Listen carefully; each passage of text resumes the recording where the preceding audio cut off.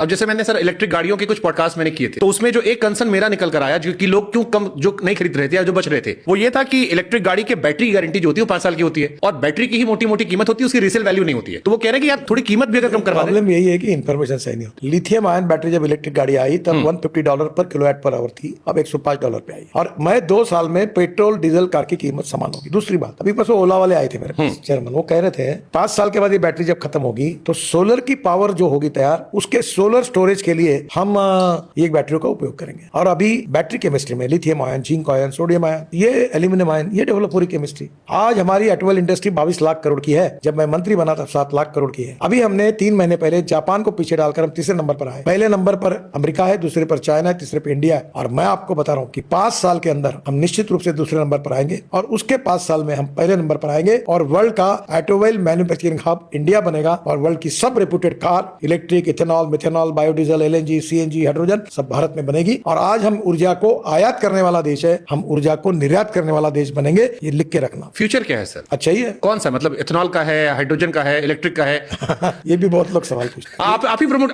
Electricity आप करते हैं, गाड़ी आप इथेनॉल वाली इस्तेमाल करते हैं। इस प्रश्न का जवाब देता हूँ। ये जितने अल्टरनेटिव फ्यूल, बायोफ्यूल सब पटक दे, पूरी मेहनत लगा दे, आज लगा रहे 10 टाइम्स लगा दे, तो भी डीजल पेट्रोल को हटाना मुश्किल है। इतनी रिक्वायरमेंट है। 22 लाख करोड़ का फॉसिल फ्यूल का इंपोर्ट है और इतना डमरू बजाने के बाद हमारा इथेनॉल की इकोनॉमी अभी भी 2 लाख करोड़ की नहीं बनी। अब धीरे धीरे इलेक्ट्रिक पॉपुलर हो रहा है। 5 साल के अंदर मेरा अंदाज है कि 22 लाख करोड़, ये अंदाज है बना, ये कमिटमेंट नहीं, ये घोषणा नहीं।